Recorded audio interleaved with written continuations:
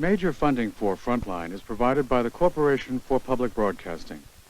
Additional funding is provided by this station and other public television stations nationwide. Tonight, a third-grade class gets a dramatic lesson in discrimination. Blue-eyed people are smarter than brown-eyed people. They are cleaner than brown-eyed people. They are more civilized than brown-eyed people. Russell called me names and I hit him. What did he call you?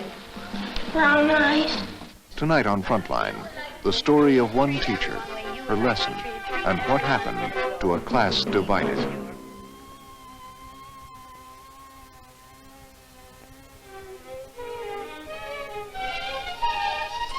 From the network of public television stations, a presentation of KCTS Seattle, WNET New York, WPBT Miami, WTVS Detroit, and WGBH Boston. This is Frontline with Judy Woodruff. Good evening. It was the day after Martin Luther King Jr. was killed in 1968. A class of third graders in a rural Iowa town came to school upset and confused. Dr. King had been their hero of the month the previous February. The children couldn't understand why he had been murdered. So their teacher, Jane Elliott, tried a daring exercise to teach them a lesson about discrimination she hoped they would never forget. What those children learned and how it changed their lives is our story tonight. A Class Divided is produced and directed by William Peters, who first covered this story for ABC News in 1970.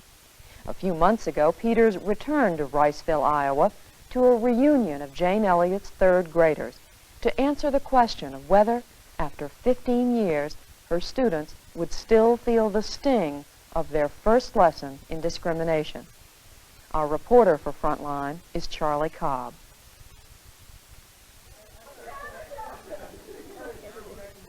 August 1984. A high school reunion brings some 50 former students to Riceville, Iowa. 11 of them, some with their spouses and children, arrive early for a special reunion with their former third-grade teacher, Jane Elliott. And this is my husband. To you. This is my husband, Tom. Tom, Brian. I don't have one. How are you? Oh, he's fine. I'm just Roy Wilson. I made it. You darling. Oh, Been a Roy. long time. Oh, Been here I'm so 14 glad years. To see you. I didn't think I would. How are you doing? Fine. It's a long time since I've seen you. Yeah, it has been. Where are your little ones? They're at home with Mom. It's coming down. And this is your husband. Yeah, that's Mr. Greg Brown. Greg Brown. I'm nice to meet you. 14 years earlier, when they were students in her third-grade classroom, ABC News filmed a 2-day exercise for a documentary, The Eye of the Storm. Now, at their request, they will see that film again and relive the experience of her unique lesson in discrimination. Okay.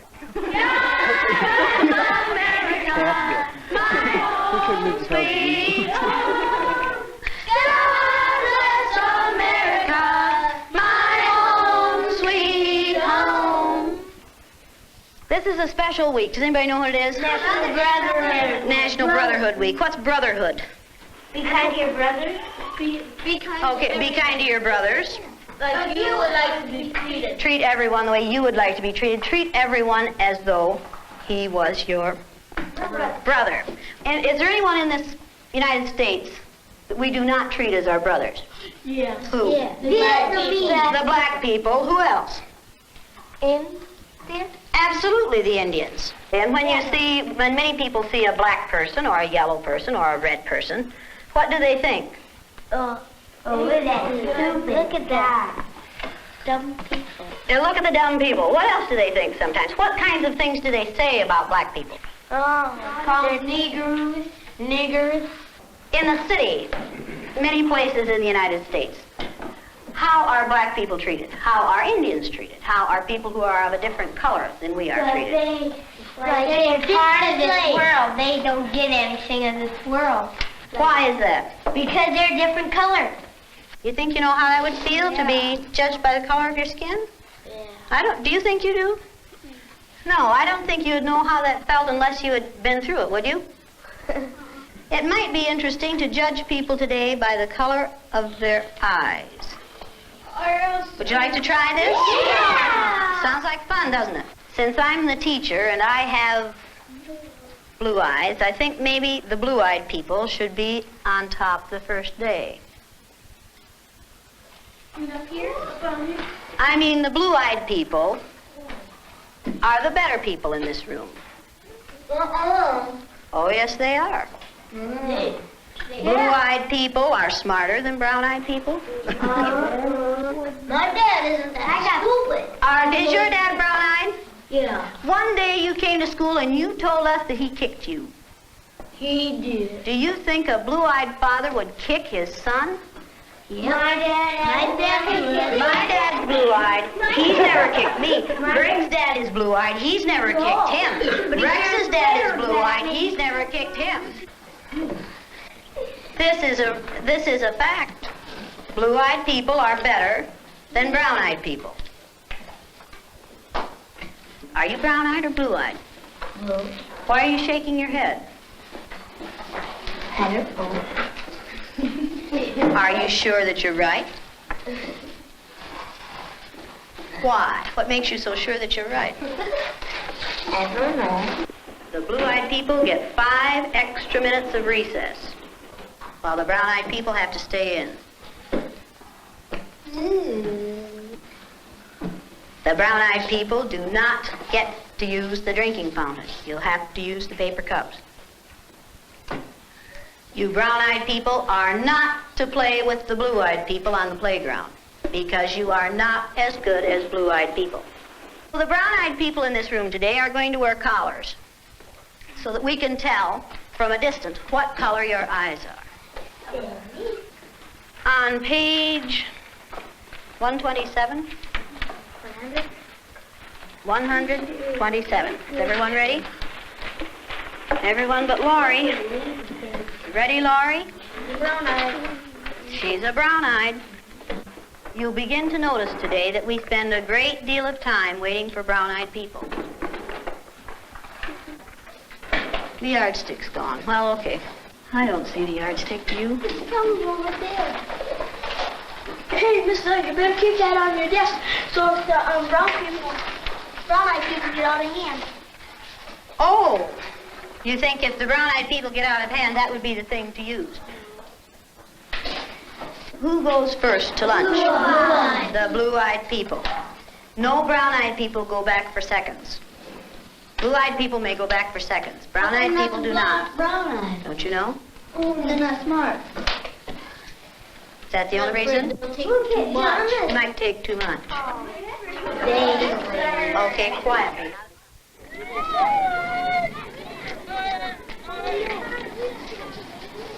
And it seemed like when we were down on the bottom, everything bad was happening to us. The way they treated you, you felt like you didn't even want to try to do anything.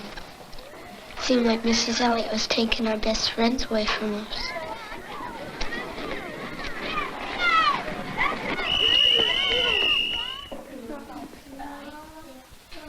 What happened at recess? Were 2 of you boys fighting? Russell and John were... What happened, John? Russell called me names and I hit him in the gut. What did he call you? Brown eyes. Did you call him brown eyes? They always call us that. Craig and all of the boys call us that. They keep calling us brown eyes. They say, come here, brown eyes. And they were calling us blue eyes. I wasn't. Sandy and Donna were. Yeah. What's wrong with being called brown eyes? It means that we're stupider. Well, not that. Yeah. But... Oh, that's just the same way as other people call black people niggers. Yeah. Is that the reason you hit him, John? Did it help? Did it stop him? Did it make you feel better inside? Make you feel better inside? Did it make you feel better to call him Brown Eyes? Why do you suppose you call him Brown Eyes? Right, because he has brown eyes. Is that the only reason? You didn't call him Brown Eyes yesterday and he had brown eyes yesterday. Didn't he? Because we just started ever since you put those blue things on there. To tease him. Kind of tease him. Oh, is this teasing? No. Well, he did it. Were you doing it for fun, to be funny, or were you doing it to be mean?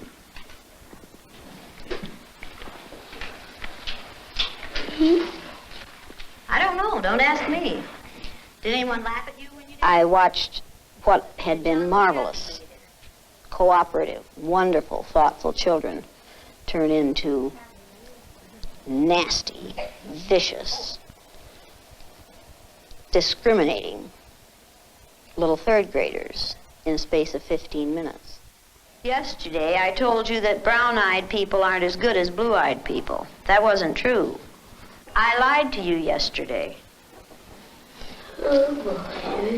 The truth is that brown-eyed people are better than blue-eyed people. Russell, where are your glasses? I forgot them. You forgot them. And what color are your eyes? Blue. Susan Ginder has brown eyes. She didn't forget her glasses. Yeah. Russell Ring has blue eyes, and what about his glasses? He forgot them. He forgot them.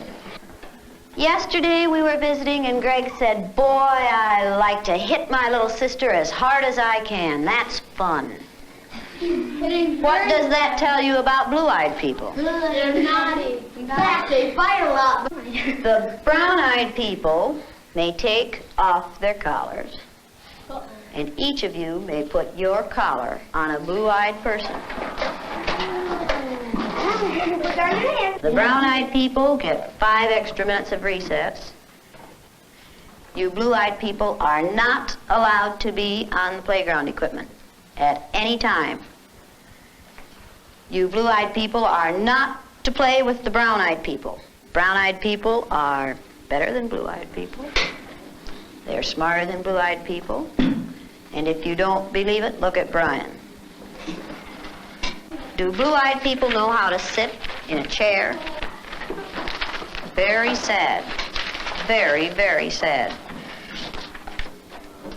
Who can tell me what contraction should be in the first sentence? Go to the board and write it, John.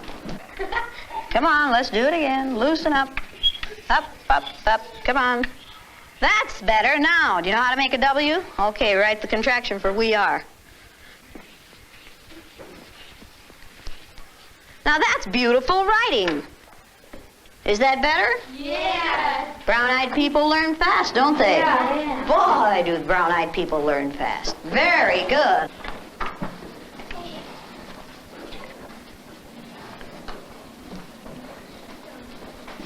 Greg, what did you do with that cup? Will you please go and get that cup and put your name on it and keep it at your desk? Blue-eyed people are wasteful. Okay, you want to be timed this morning? Yeah. A. I use Orton Gillingham Phonics. We use the card pack. And the children, the brown-eyed children, were in the low class the first day, and it took them 5.5 minutes to get through the card pack. The second day, it took them 2.5 minutes. The only thing that had changed was the fact that now they were superior people. I thought you were going to get in the You went faster than I ever had anyone go through the card pack. Why couldn't you get them yesterday? We had those collars on. You think the collars kept you I through? just keep thinking about those collars. Oh. And my eyes kept getting rolling around. Oh, and you couldn't think as well with the collars on. 4 minutes and 18 seconds. I knew we weren't going to make it. How long did it take you yesterday? 3 minutes. 3 minutes. How long did it take you today? 4 minutes and 18 seconds. What happened? One down. Why? What were you thinking of? This. I hate today. How do you do? I hate too. Because I'm blue-eyed. Yeah, I am too. It's not funny, it's not fun, it's not pleasant. This is a filthy, nasty word called discrimination. We're treating people a certain way because they are different from the rest of us. Is that fair? No. Nothing fair about it. We didn't say this was going to be a fair day, did we? No. And it isn't. It's a horrid day. Okay, you ready? What did you people who are wearing blue collars now find out today? Oh, you feel I know what they felt like yesterday. I do too. How did they feel yesterday? Like a dog on a leash. Yeah. It feels like a Like you're chain chaining 'em up wherever you go. into prison. Like you're chaining them up into prison. And you're throwing the key away. Should the color of some other person's eyes have anything to do with how you treat them? No. All right, then should the color of their skin? No. Should you judge people No. by the color of their skin? No. You're going to say that today and this week and probably all the time you're in this room. You'll say, no, Mrs. Elliott. No. Every time I ask that question. No. Then, No, Mrs. Elliott. when you see a black man or an Indian or someone walking down the street, are you going to say, look at that silly looking thing? No.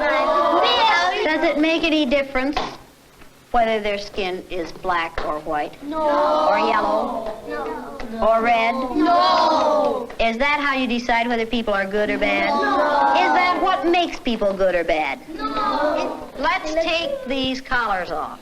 Hey, don't stick yourself down. No. You'd have to sort Mr. Elliott, you can What would you like to do with them? throw them away. Go ahead. Go ahead. Mr. Elliott. Eat them. Don't eat them like me. Now you know a little bit more than you knew at the beginning of this week? Yes. A lot. Do you know a little bit more than you wanted to? Yes.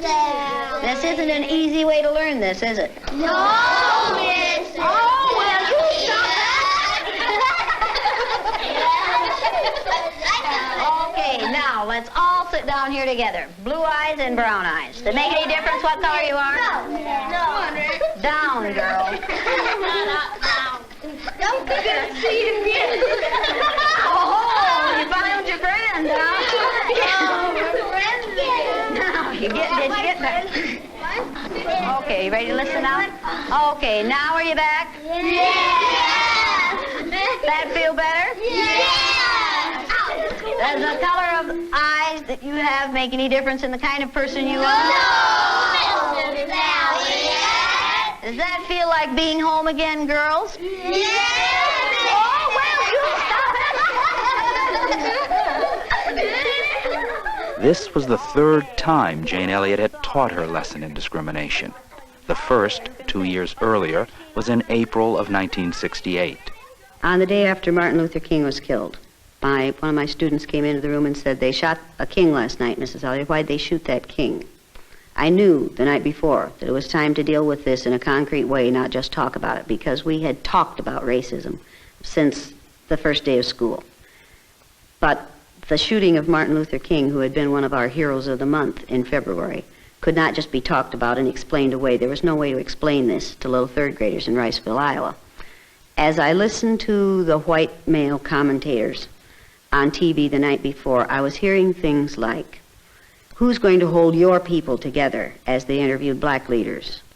What are they going to do?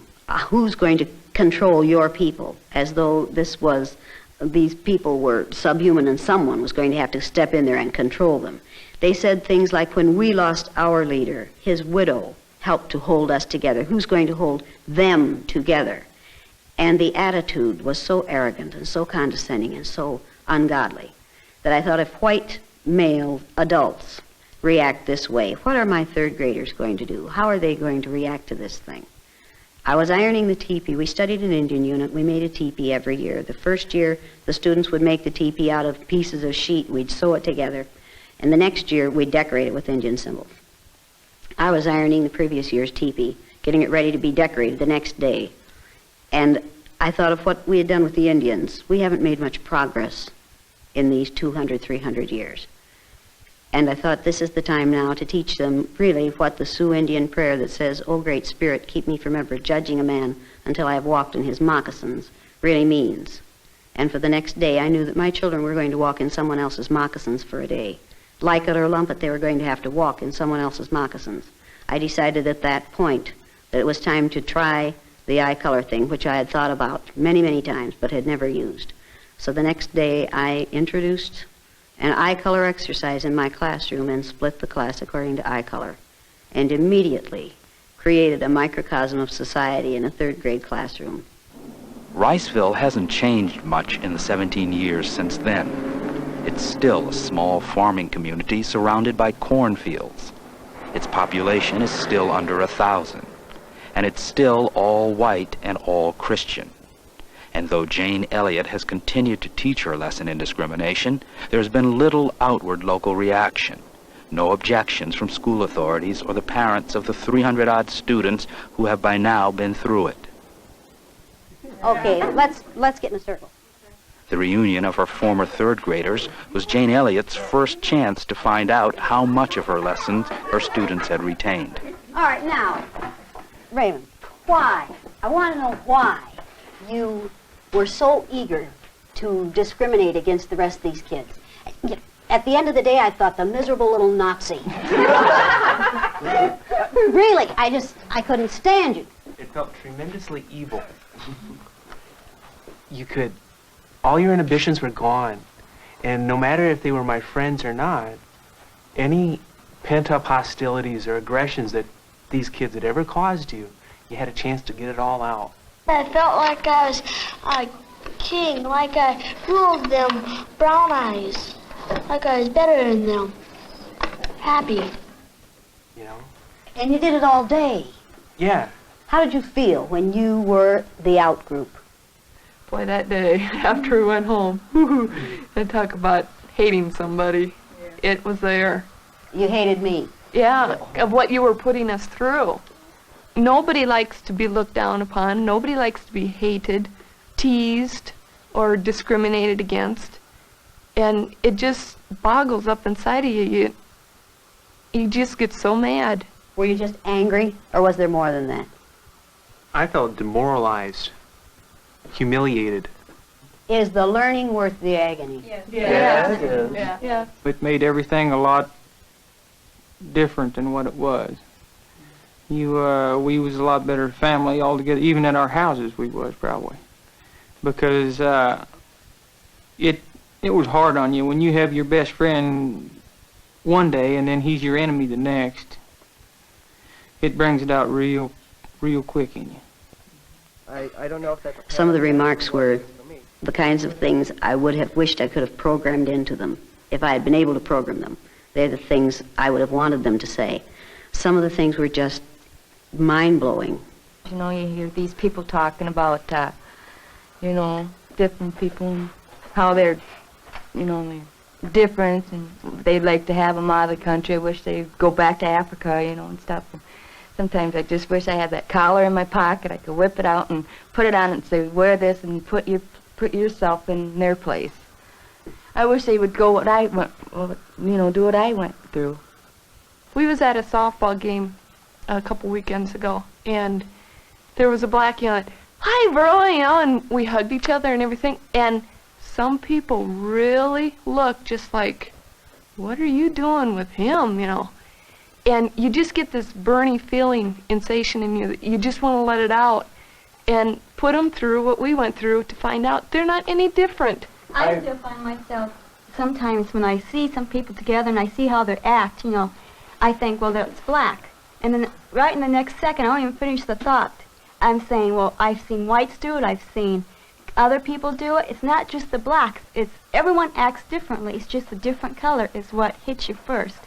And then later, as I said, I don't even finish that thought before I remember back when I was like that. And then I remember not, everyone acts the same way. It's just your way of thinking is the difference. Like when my grandparents or somebody, and they start talking about old times and they say the Japs and all this and that, and they start, you know, holding that against them, I think, how'd you like to have been them? Japanese Americans get thrown into this camp just because they happen to be part Japanese. You know, I just said, calm down and think about it. But when they get older, they set in their ways and they're not going to change. When you get older? I'll be set in my ways, but they're different than their ways. When people I was absolutely enthralled. Sandy Dolman's statements that when my son comes home with the word nigger and the other things that he hears downtown, I say to him, listen, that isn't the way we judge people. You don't judge people by how they look. You judge them by what's on their inside, not their outside. I'm glad that she's teaching him not to hate, because even though he does hear this from the other people, if he goes home and he thinks, well, Mom and Dad like the black people, I'm going to like them too, so I don't think he's going to pick nothing bad up out of it. You chose your husband well. He chose me. You chose her well. Little kids will take and, you know, they'll listen to a lot of other people too, and so they're going to end up kind of confused over it.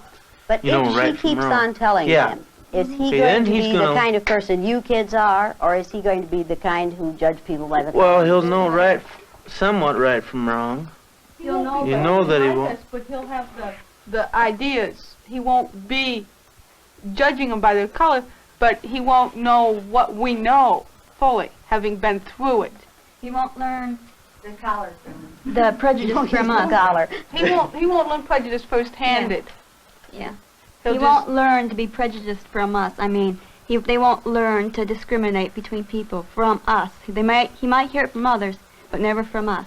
Okay, what's it like to be married to somebody like that? When I was going to marry Sheila, I knew for my future that I was going into the military. At first, I thought, is she going to be able to handle being with all the different nationalities? And then I read the book, A Class Divided. The Class Divided, before we got married and before I joined the Army. And I said, hey, she's not going to have any problems. Should every child have the exercise, or should every teacher? Everybody, not just. I think every school ought to implement something like this program in their early stages of education. If Jane Elliott's lesson in discrimination changed the way these young people feel about discrimination and racism, it also had a totally unexpected result. The second year I did this exercise, I gave little spelling tests, math tests, reading tests 2 weeks before the exercise, each day of the exercise and 2 weeks later. And almost without exception, the students' scores go up on the day they're on the top, down on the day they're on the bottom, and then maintain a higher level for the rest of the year after they've been through the exercise. We sent some of those tests to Stanford University, to the psychology department, and they did a sort of an informal review of them, and they said that what's happening here is kids' academic ability is being changed in a 24-hour period, and that isn't possible, but it's happening. Something very strange is happening to these children because suddenly they're finding out how really great they are, and they are responding to what they know now they are able to do. And it has happened consistently with third graders. The film made of Jane Elliott's third graders in 1970 has been widely used with students and teachers, and by government, business, and labor organizations concerned about human relations. Perhaps the most unusual use of it is here at Green Haven Correctional Facility, a maximum security prison in Stormville, New York.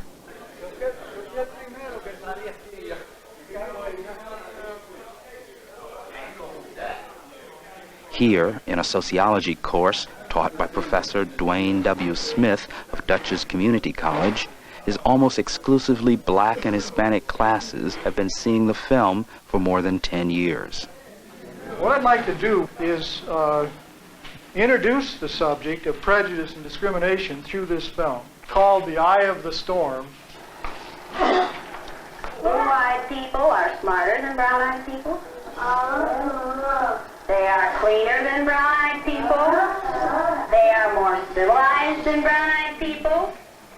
Sandra and her brown-eyed friends didn't like that day. But Raymond did. I felt like I was like king, like a... Do you think the children, by this process, really learned the meaning of discrimination? Most of the children, before the film started, they had played and lived together in harmony. And a certain action of coming from the teacher and seeing the teacher as an authoritarian figure and someone to respect, they accepted the views that was being given to them. But I think at the end of the lesson, they could clearly see that prejudices and other forms of discrimination are things that people build within their minds, that they're not actual physical barriers that say, yo, you can't cross the street. The one kid I could really agree with was at recess. He was a brown-eyed kid. He had this inner turmoil against this feeling of being divided or prejudiced against, where he would hit another kid that he's known for so many years in the gut. Whether he also stated that it didn't help any. So that automatically should be a lesson to every adult in the world.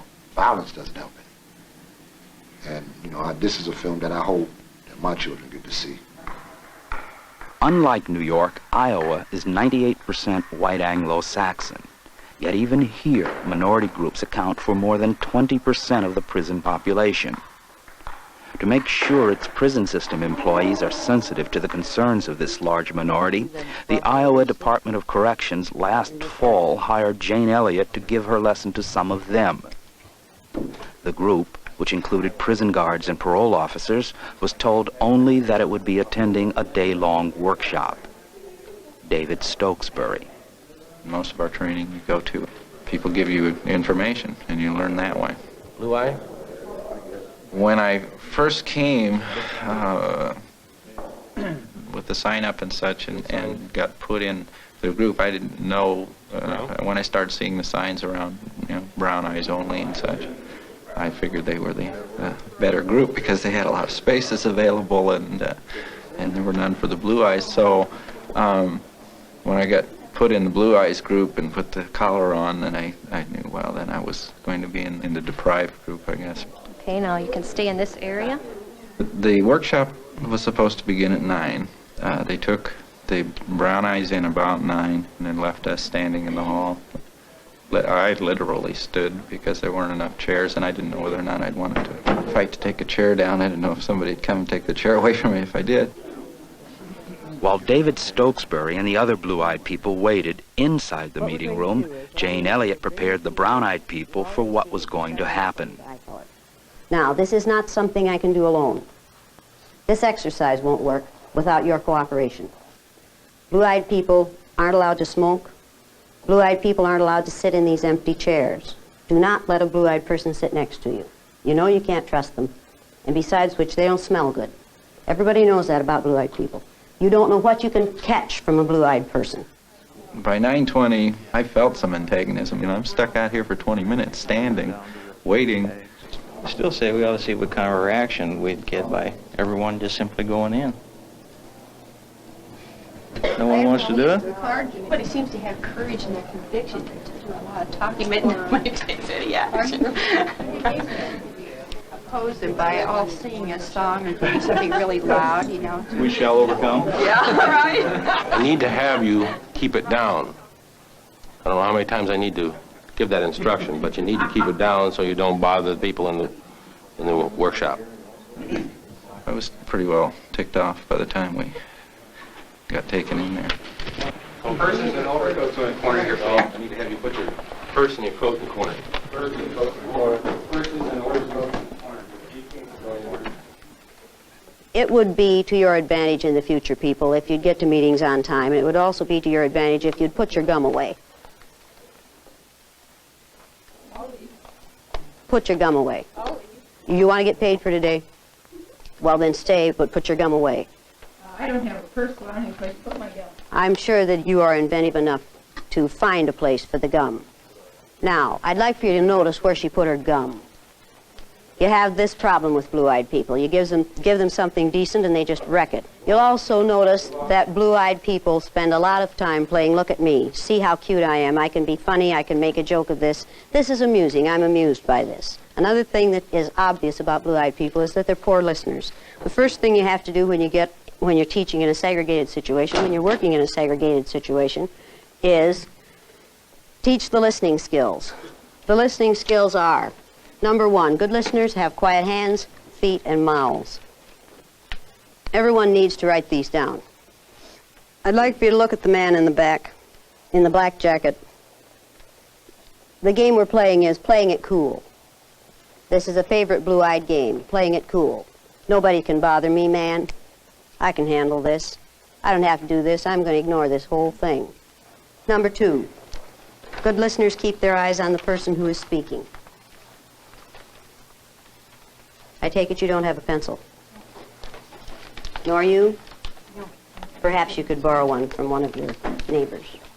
Sir, I realize that you feel that you don't need to write it down. But whether or not you write it down, perhaps you could remember it. Good listeners have quiet hands, feet, and mouths. Do you know what that means? I'm not sure. I believe that. Do you want me to explain it to you? That's okay. I'll get a pencil and write this down directly. Look, blue-eyed people, many of you have pencils. Will one of you please lend him a pencil, or don't you trust him? Which I can understand. From the last 10 minutes, what have you observed about blue-eyed people? Blue-eyed people are very stubborn, very self-centered, and wish to control as much of their surrounding as possible, people-wise, I mean. Very inconsiderate people. I don't even know why you have them here in the first place. We have them here because we are required to have them here. We have to. This is one of the things you have to put up with. Number three, good listeners listen from the beginning to the very end.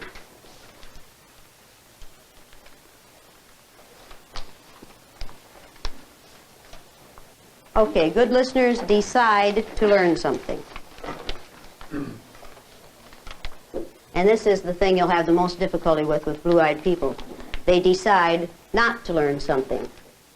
Some of you have had trouble with blue-eyed people in your home environments. Some of you have had trouble with blue-eyed people in your workplace. Does anybody have an example of that they'd like to talk about? Anyone? I have two nephews. One's blue-eyed and one's brown-eyed. And the blue-eyed one, like, he never cleans his room and he's real lazy. And the brown, he doesn't seem to have a lot of energy, the blue-eyed one. But the brown-eyed one, he's real outgoing and he plays in sports and that. He's pretty good at it. And he just seems like a better kid. So if I have kids, I hope they have brown eyes. Are you married? No. Then it's a good thing you don't have kids, isn't it? Right. When you will know what to do when you choose a mate. Right. Would you like to read that first listening skill to me? I haven't got it on my paper yet. Oh, why is that? I haven't borrowed the pencil to write it down as yet. Do you think it's unnecessary? At this particular point, yes, I do. Why? Well, I have it in my head for the most part. There's a lot of space up there for it, isn't there, friend? Do you suppose you could tell me what it is? It has something to do with keeping your hands and feet still. Has something to do with that. I find it interesting that you're amused by our having to stand here and wait for this man to do something that everybody else has already done. I find that highly interesting. Stupid, but interesting. If you are in a situation where someone is constantly refusing to do what the people in authority ask them to do, what do you know about them? What do you know about that person? Well, I think it's a game with them. Attention, Has it gained anything for this gentleman? disrespect from, I think, the brown-eyed people. Has it proven anything to brown-eyed people? Yes, this is a typical trait of a blue-eyed person. Now read the second one. I don't have the second one. Can I read it off You first? don't have the second one No. either. You were keeping it in your head. What happened to that plan? just the first one I had in my head, not the second Oh, one. the other three aren't important? Well, they're probably important. But not important enough for you to write down, right? Well, they're important. I should have written them down, most probably. Most probably. Does anybody back there know? You don't have it written down either. I want you to take a look at these two so-called gentlemen. Now, we need to hear the good listening skills from you. I don't want you to think that I'm badgering you boys. But on the other hand, you're here to learn something, and if you learn nothing else today, it would be nice if you would learn the listening skills. What do you know now about brown-eyed people that you didn't know before you, about blue-eyed people that you didn't know before you came in here?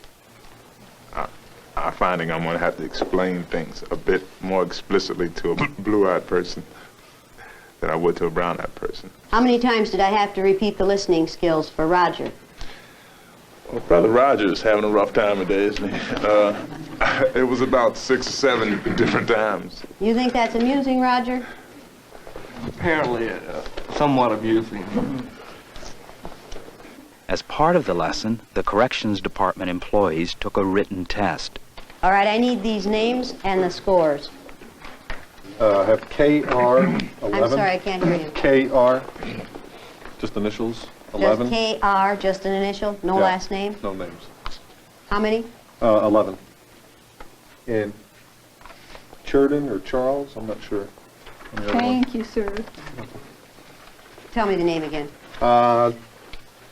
Churden? You can't read the name? No, I can't. Can't make it out. Fine. What's your name? My name is Chambers. First name? Janine. And what was her score? 6. Next. E. Riley with a 5. E. E. Riley. Will E. Riley please stand? You know, it's what you do to the image of blues with your behavior is unfortunate. What you three people do to the image of women with your behavior really makes me angry. The fact that you do this kind of thing and this kind of sloppy work reflects badly on women. I resent that doubly. Yes. Ma'am, I'd really appreciate it if you'd call us by name. When you say you 3 people, we don't know who you're speaking to. It could be anyone here. My dear, if you wanted me to call you by name, you'd have put your name on your paper. It's on my...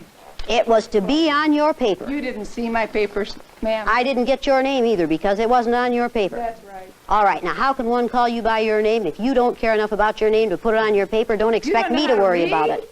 Don't expect me to worry about it if you don't put it on your paper. Don't sit here and say, my name is important to me, after you have just deliberately not put it on your paper. You're being totally unrealistic. Important to me. I remember saying, I like to know who you're speaking to you when you say you 3. Then what should you do? Ask you to use my name, which I did. And where should your name have been? Right where it is. On your paper? And on my birth certificate. Is it on your paper? No, ma'am. Where'd you get a birth certificate? Same place you got. Out of a slot machine, same as you did, lady. I think you're probably right about your own. At least I know who my parents are, ma'am. Is she being rude? Yes, She being inconsiderate? very, She being uncooperative? very, She being insultive? yes, Are all those the things that we've accused blue-eyed people of being? yes, Is she proving that we're right? yes. Does anyone have any comments to make at this point? Do you feel that there are important blue-eyed people? There are exceptions to every rule. And what are those exceptions? There are a few important blue-eyed people. Very few. You Do you said think that you're one of them? No. That's Then why good. are you up there then? I'm blue-eyed. The difference between you and me is I have a brown-eyed husband and brown-eyed offspring, and I've learned how to behave in a brown-eyed society. And when you can act brown enough, then you too can be where I am. I wouldn't want to be where you are. Are you certain Absolutely, positive. You like where you are. I love where I am. You like it so much that you don't even identify yourself on your papers. I don't need to, lady. Her using the term lady, where I'm concerned, what do you think she's trying to do? Is it ignorance or is it deliberately insulting? I would say it was deliberately insulting. If it's ignorance, she needs to be taught that to many of us, the word lady is a pejorative. I don't appreciate it. It is, it's a put down, and it's used to keep women in their place. By the correct name. I'm sorry. I will call you by a correct name after this. I won't be kind. That was kindness on your part? Yes. Then I you think are calling true. someone a lady is a kindness. Then your problem is ignorance. You can call me lady anytime you like. I wouldn't do that to you. No, I know you wouldn't. I really wouldn't. I think that, and that's part of the problem, is a total lack of awareness at what sexism amounts to and how much you contribute to the sexism that keeps you where you are. Not I enough. like where I am, lady. I did it again, didn't I? Yes. I'm getting kind of fed up with this whole bunch of garbage. Why? The brown-eyed peoples are no different than we are. I hate to tell them that. They have these false delusions and such. Are they being disruptive? No, you trained them very well. I think that's what they did with the stormtroopers in Germany also. You guys do a real good job sitting You up think that what's there. happening here today feels like it would have felt in Nazi Germany? Yes, Where do you think you are in that then? Where do I think I am? Who are you if you're in Nazi Germany? Who are you? The Jews.